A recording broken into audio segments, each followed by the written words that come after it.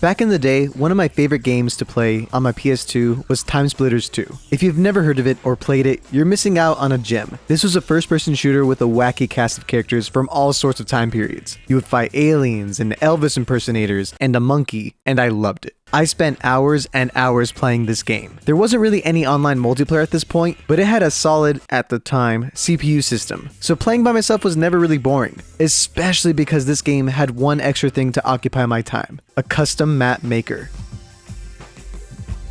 You could make an entire map with multiple levels and layouts. You can choose where guns spawn, where enemies spawn. You could even make story mode maps with objectives and missions. It was amazing. And I would be on this map maker for hours, designing maps and messing around in them alone or on split screen with my brothers and cousins. After this point, I was obsessed with map making in any game that had it. So when Halo 3 came out and introduced Forge, I was hooked. Initially, the game didn't really have a true map maker. You could just edit already existing maps. But then Bungie released the Foundry as DLC, and this map was made for the purpose of completely deleting everything and truly making your own map. Forge was my life. I would spend days making maps. The one that I'm most proud of being Shipment, a full-on recreation of Call of Duty 4's Shipment.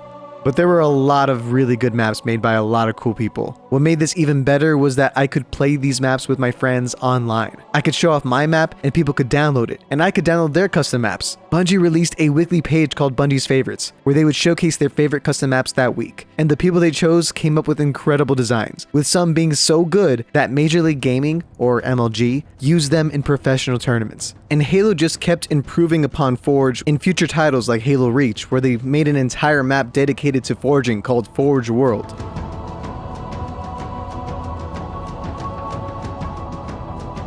These games were perfect for someone like me who just likes messing around with making maps.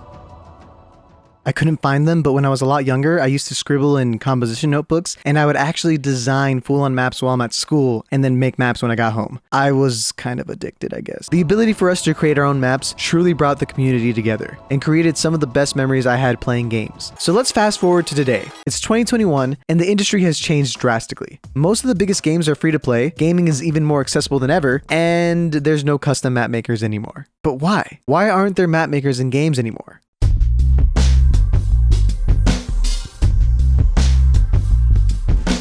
My first initial theory was that it may be too much work for a developer to create a custom map maker. I don't know what it takes to be a game developer, so for all I know, it's just not worth their time. But my second theory for why custom map makers don't exist anymore is control. Control of the content. A map maker may create a whole separate community that prefers custom maps over official maps, and may create unwanted hostility to the developer. If a random player can make a great map quicker than the developers make their new maps, and that new map isn't even good, then what gives? I don't think developers are that insecure, but I do think something along the lines of control does hold them back from releasing this feature. But I would argue that it would only be beneficial for them to create custom map makers again. Let's talk about the games that still feature a map maker, like Smash Bros. Ultimate. You can create your own custom stages that can be really wacky and essentially their own game modes. They can be art pieces, and you can draw waifus, like literally a lot of waifus. And although a lot of people don't use this feature, I'm glad that it exists at all. I've created some pretty fun stages on this as well, and some of the best memories I had are on this ridiculous map maker.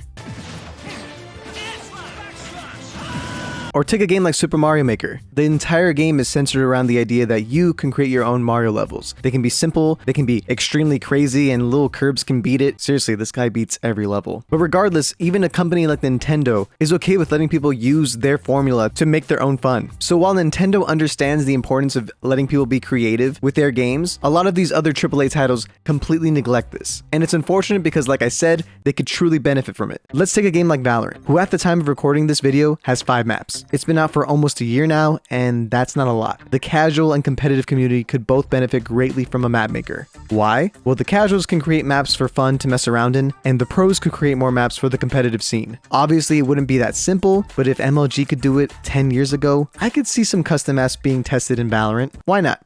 Okay, maybe competitive games don't want to include this, then let's take a game like Among Us or Fall Guys. These games are basically begging to have a map maker. Imagine how simple it would be to implement. In Among Us, people were very excited for the newest map, the airship. But that might be more to do with the fact that the 3 maps we had got stale pretty quickly.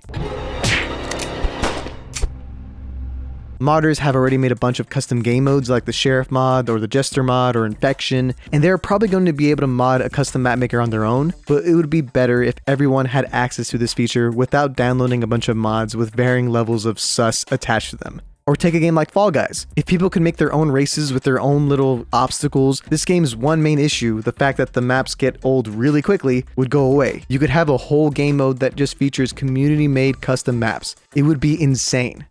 Let's take a game like Overwatch. Overwatch added an intricate custom games and workshop feature, but for some reason after 5 years they never added a custom map maker. I never really understood why. And people have figured out how to mod like a map maker feature, but come on, this is not it. I can only see the benefit of this for the few casuals that still love this game, but I highly doubt that we'll ever see a custom map maker in Overwatch. But perhaps it will be added in Overwatch 2? If so, this would be a huge bonus for purchasing this game. Jeff, you watching?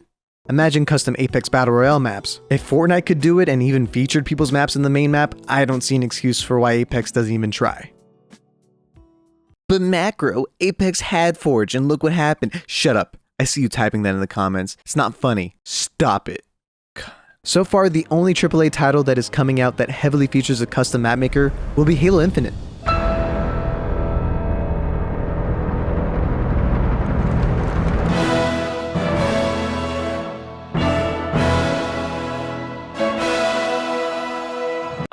Because it comes from a long line of Halo games that already had it. But a part of me feels like if they didn't have to include it, they wouldn't. But I'm still going to be excited for it, because with the addition of a Battle Royale game mode, who knows how much fun Forge can be this time around. I really don't know why map makers have just ceased to exist. Since most games are modeled for longevity, it can only help their game grow stronger for the long run. Games need to give more power back to their players. And I think it's time that we see map makers make a comeback. Thanks for watching. Hey you, yeah you, how many of you play tennis or any type of sport? You want the best athletic wear out there, or do you want to look good? How about both? Introducing the limited time embroidered Bunker Boys merch. Will it make you good at sports? Debatable. But will it make you look good while playing sports? 100%. For anyone out there that likes bunkers, thunkers, and has a big chunker, you're gonna want to get yourself one of these hoodies. You can only get this merch until the end of April. This isn't actually athletic wear. It's pretty obviously a joke. But the merch isn't a joke. The merch is real. This merch won't actually make you good at tennis. But if you start getting good at tennis, that'd be kind of cool. So what are you waiting for? Buy yourself some Bunker Boys Bunker Party merch today and feel the beat. Bunker Boys, Bunker Party, Bunker Boys, Bunker Party.